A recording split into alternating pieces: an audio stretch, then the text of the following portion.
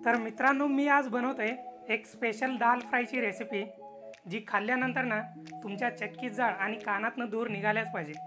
म्हणजे ही दाल फ्रायची रेसिपी एवढी टेस्टी बनणार आहे ना, तुम्ही काय विचारूच नका। एकदम मस्त बनणार आहे, एकदम चवदार झणझणीत बनणार आहे ना, त्यामुळे ही रेसिपी एकदम भन्नाट होणार आहे। तर शेवटपर्यंत तुम्ही हा व्हिडिओ नक्की बघा आणि तुमच्या घरी पण एकदा नक्की ट्राय करा। मग मित्रांनो, बोलण्यात वेळ कशाला घालवायचा, चला तर मग फटाफट रेसिपीला स्टार्ट करूया। हो, पण त्याच्या आधी चॅनलला सबस्क्राइब करा, लाईक करा आणि कमेंट करायला विसरू नका। चला। तर मित्रांनो, सगळ्यात आधी मी डाळ कुकरमध्ये शिजवून घेणार आहे। त्यासाठी मी इथं घेतलेले 1 वाटी तूर डाळ आणि त्यामध्ये पाव वाटी हरभऱ्याची डाळ टाकलेली आहे आणि दोन्ही डाळी चांगल्या प्रकारे पाण्यामध्ये स्वच्छ धुवून घेतलेले आहेत। इथं तुम्ही बघू शकताय। मित्रांनो, जी पण तुम्ही डाळ घ्याल ना, ती पॉलिश न केलेली डाळ घ्या, म्हणजे चवीला छान लागते। आता दोन्ही डाळी कुकरमध्ये टाकून घेतलेले आहेत। आता यामध्ये थोडीशी हळद टाकून घेतोय आणि थोडंसं मीठ टाकून घेतोय। तुरीची डाळ शिजवून घेत असताना डाळीमध्ये थोडंसं मीठ टाकल्यामुळे ना डाळ लवकर शिजली जाते आणि चांगलं मऊदार शिजली जाते। हळद आणि मीठ टाकून झाल्यानंतर यामध्ये 4 ते 5 वाटी पाणी टाकून घेतलेले, पाण्यामध्ये चांगल्या प्रकारे मिक्स करून घेतलेले। आता वरचं झाकण लावून घेतो आणि मोठ्या गॅसवरती 3 ते 4 शिट्ट्या होईपर्यंत चांगलं शिजून घेतो, म्हणजे डाळ चांगली मऊदार अशी शिजली पाहिजे। आधेमध्ये तुम्ही चेक केला तरी चालेल, पण डाळ एकदम मऊदार अशी शिजली पाहिजे।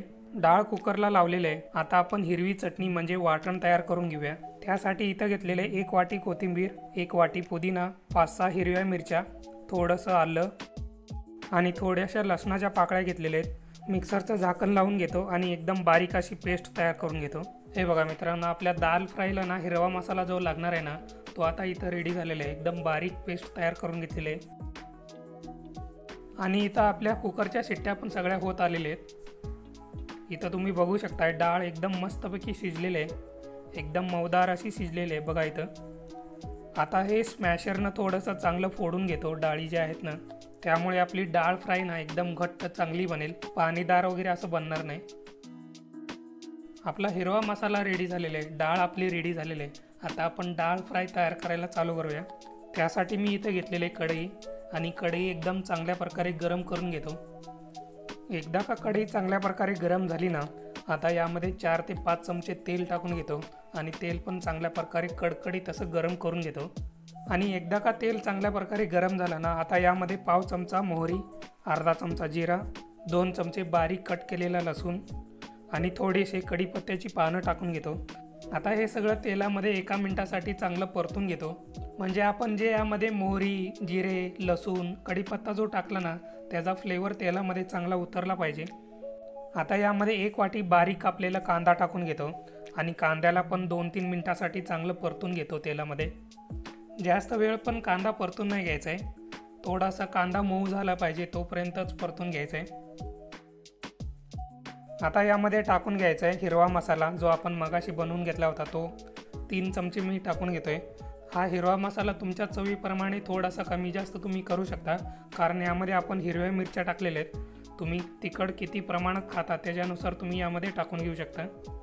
आता या मसाल्याला पण 3-4 मिनिटासाठी चांगलं परतून घ्यायचं आहे, म्हणजे या मसाल्यामध्ये जे पाणी असतं ना, ते आटलं पाहिजे। पाणी आटून या मसाल्यामध्ये तेल सुटायला पाहिजे, तोपर्यंत चांगलं परतून घ्यायचं आहे। हे बघा मित्रांनो, अशा प्रकारे एकदम मस्तपैकी आपला मसाला परतून झालेला आहे। अशा प्रकारे तुम्हाला पण परतून घ्यायचं आहे।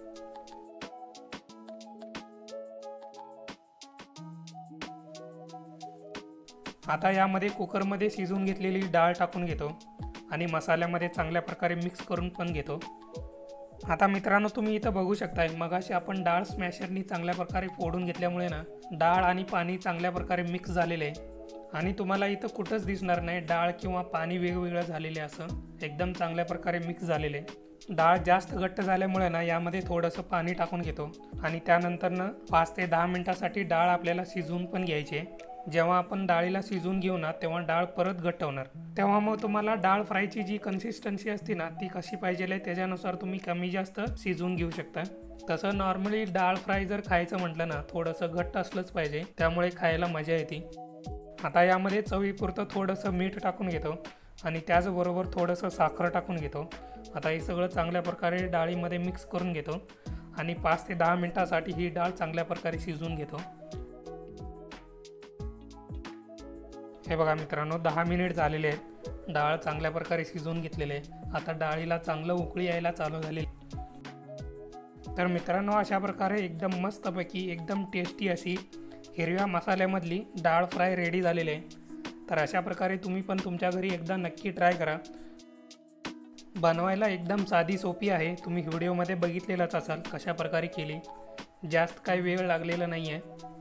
बनवायला एकदम साधी सोपी आणि झटपट तयार होणारी जरी असली ना, तरी चवीला एकदम झणझणीत आणि भन्नाट आहे, लक्षात ठेवा।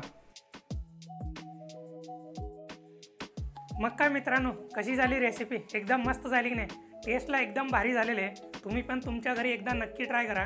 जसं तुम्ही बघितलेलं असाल, यामध्ये हिरवी चटणी टाकलेली आहे, म्हणजे हिरवं वाटण तयार करून घेतलेलं आहे, त्याच्यापासून ही दाल फ्रायची रेसिपी बनवलेली आहे। त्यामुळे टेस्टला एकदम अप्रतिम झालेले आहे। चला तर मग जाता जाता रेसिपी आवडली असेल तर लाईक करा, कमेंट करा आणि सगळ्यात महत्त्वाचं चॅनलला सबस्क्राईब करायला विसरू नका आणि ही रेसिपी इतरांच्या बरोबर शेअर करायला पण विसरू नका।